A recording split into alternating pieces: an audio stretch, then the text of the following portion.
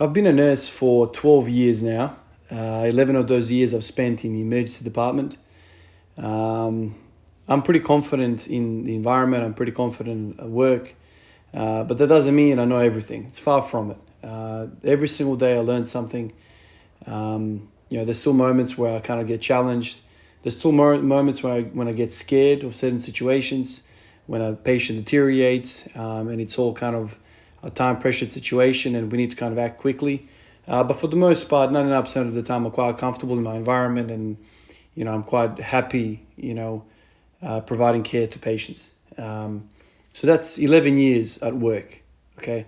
The same thing could be said about anything in life. The more you do something, the more comfortable you get. Experience is, as they say, the best teacher in life. You can't replace it. You can sit down and read all the books you want, all the papers on specific topics. It's not going to replace that experience of being in the resusc room when somebody goes into a cardiac arrest and you have to think, your way through. You need to kind of think about how to deal with somebody that's deteriorating. Obviously it's not a one-team show. It's a team effort. Everyone's got a role. I can remember the first time I was exposed to a situation like that. The first time I witnessed a cardiac arrest. It was a confronting situation. The first thing is, we're not dealing with cargo here or luggage at the airport. This is a person that's having the worst day of their life. This is somebody's loved one. They're basically going to die if we as a team don't do something. And I remember as a very junior nurse looking on, from the kind of outside of the team, I wasn't involved in that situation. I remember seeing everything that was going on. It was overwhelming. There were so many people doing so many different things. Even if I just focused on one person in that room, it was overwhelming what they were doing. I didn't understand a lot of the stuff that they were doing. Now, after 11 years, I understand what my role is and I understand what each other person's role is in the team. And obviously, there's education, there's training and there's experience and you continue to learn and whatever. But there's nothing like seeing 20, 30, 40 of these type of situations. Each time you see or get exposed to a situation like that, there's less anxiety about the whole thing and there's more kind of a, logical way, systematic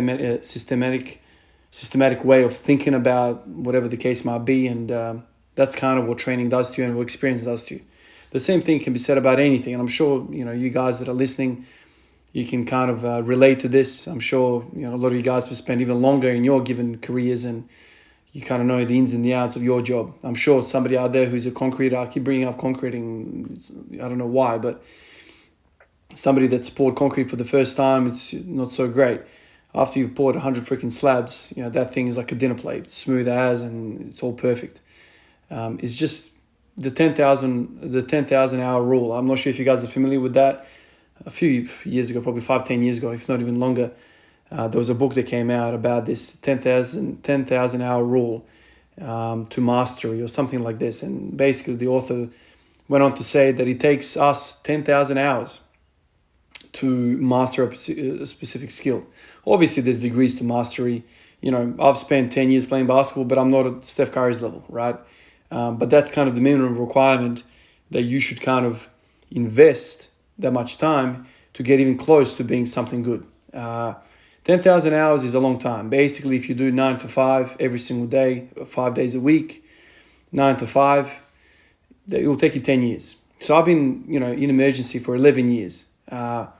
Am I the most smartest, the most gifted nurse out there? By far, far from it. There's so much to know. There's so many things to learn.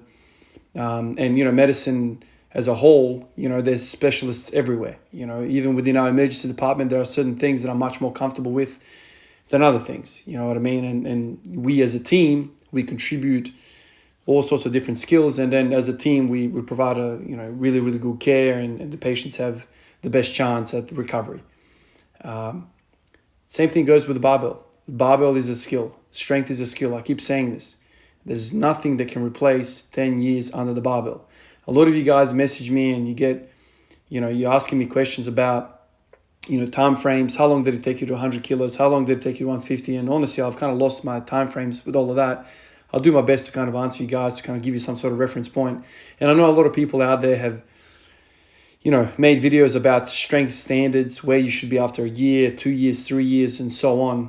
What sort of strength level you should be, the body weight, the length, and there's so many different variables. And people try and put themselves on some sort of scale to kind of work out, am I really strong? Am I a really good nurse? This guy's kind of worked for 15 years and geez, he seems like he knows everything. You know what I mean? So this is just human nature. We're always kind of looking left and right to kind of work out whether we need to lift our game or whether we're comfortable, we're safe, or all that sort of stuff.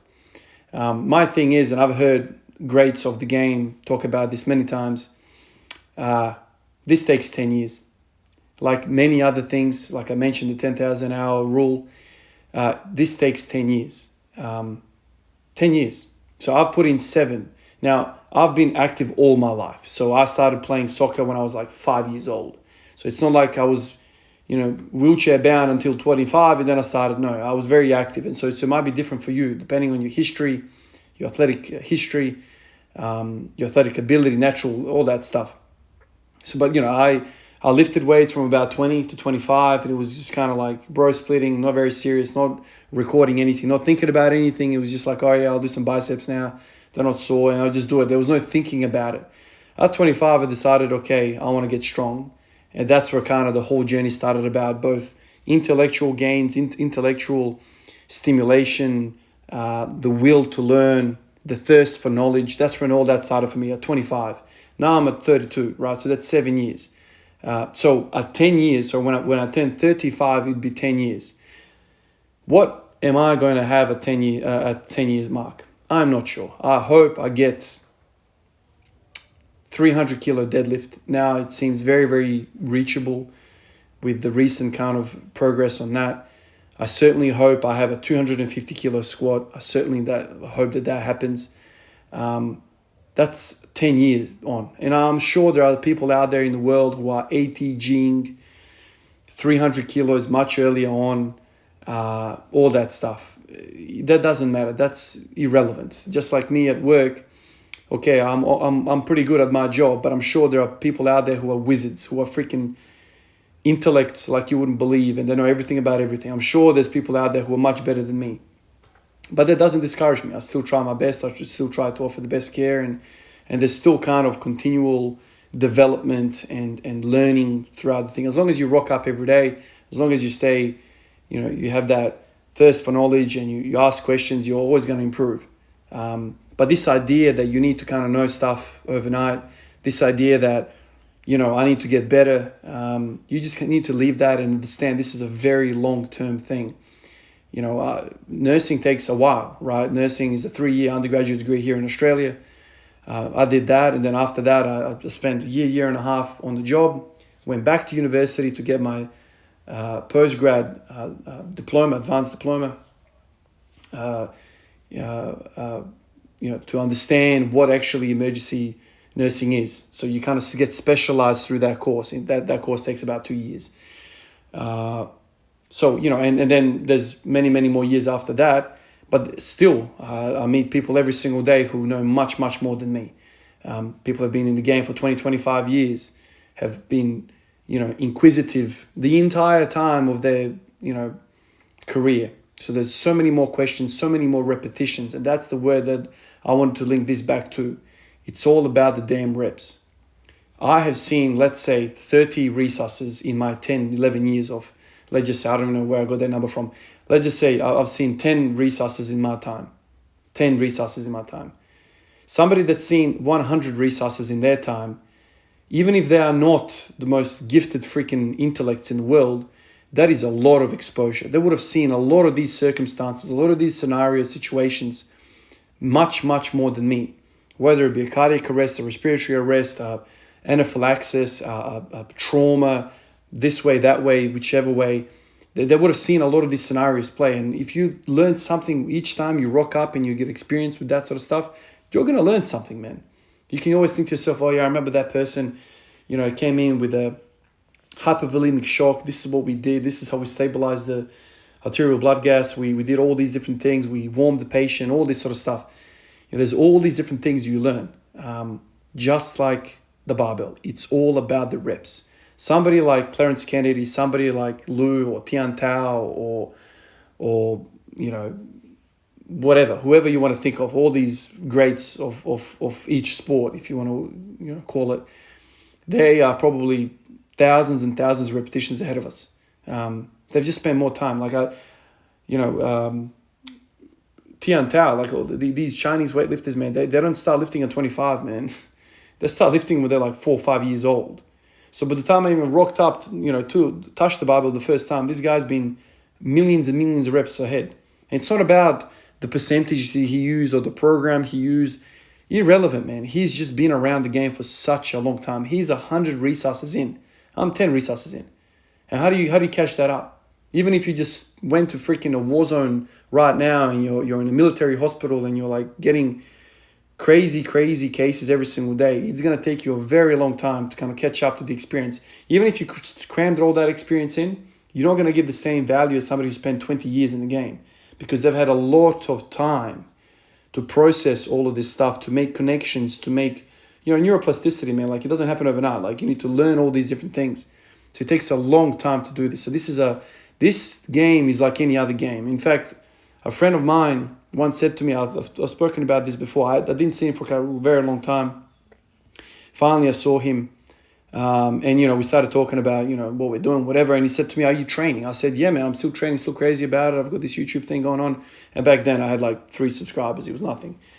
And, he was like, "How's it all going?" I'm like, "Yeah, it's going, blah, blah, blah, basically plateaued for the rest of my life, blah, blah, blah," that kind of conversation.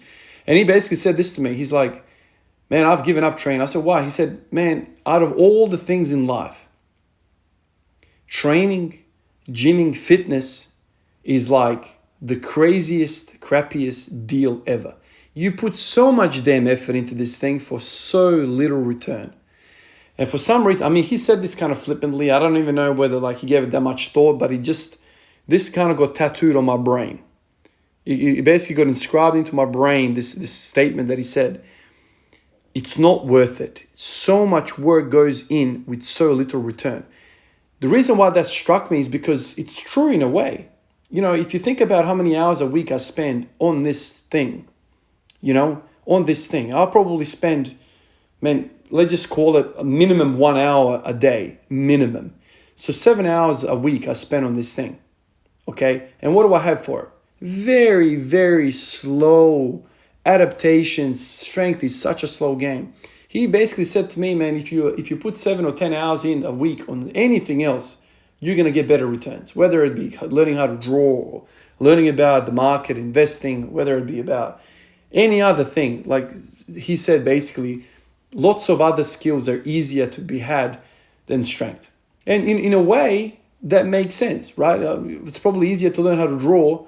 I don't know how you compare these type of things, but that's a point that he was making.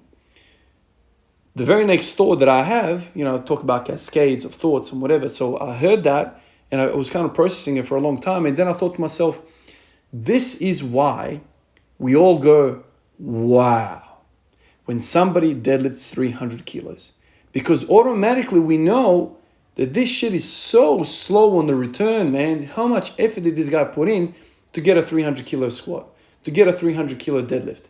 So much effort, because I know how little you get after an hour session per week or every week. So the more difficult the skill is, the more wow of effect that you're going to have on people once you master it. Medicine. Let's go back to the topic, my kind of industry, my employment. Some of these doctors, man, they are like 20 years in training, man. Medicine here, if you do it undergrad, it's like a 7-year degree. And then you come out, you become an intern. And then you spend 3 or 4 years kind of running around being a RMO, a medical officer. And then you finally get accepted into a program. And then there's like a specialty program. Let's say it's emergency medicine. And then it's like a 4 or 5 year, maybe even 6-year journey for you to kind of get past all the examinations and all the tests for you to become a specialist doctor in emergency. So we're talking 10, 16-year journey for somebody to become a specialist in a field, in emergency medicine. And these are rough figures, like, it's around 15 years or something like this, probably even longer. So, guys are like in their late 30s kind of getting, to that position, that status. And they've started the damn thing at 17, 18 years old, 19 years old, whatever it was when they got to university, depending on the path they took. So 16 or that's 15 to 20 years for the guy to master his skill. And that's not even the craziest one. There are like neurosurgery, these guys are like forever specializing. It's like 20, 30 year journey to become a specialist. Neurosurgery is a lot more difficult than freaking picking up a barbell, right? A lot more difficult. And there's a lot of nights, there's a lot of responsibility, lots of tough decisions to be had, all that sort of stuff. So if you devote yourself to this game that we call squatting, bench pressing, deadlifting, jerking, snatching, or whatever the hell you want to talk about when it comes to the barbell. If you devote yourself to this thing, like a neurosurgeon dedicates him or herself to the school of neurosurgery, we're going to be in a really, really elite level in 20 years' time. So I started at 25. At 45 years old, if I continue on this trend, it is very likely that my figures are going to be very, very impressive. There's just no other way about it. If you stay on the course and you have that love to push you, it's just a matter of time. Don't get anxious. Don't even think about anything until you hit a 10-year mark. The 10,000 hour rule, think about that. That makes me less anxious about PRs and all this sort of stuff. It will make you less urgent. You'll have less urgency to push an extra rep because it does not matter. This is a long-term thing. I'll catch you guys in the next one. Peace out.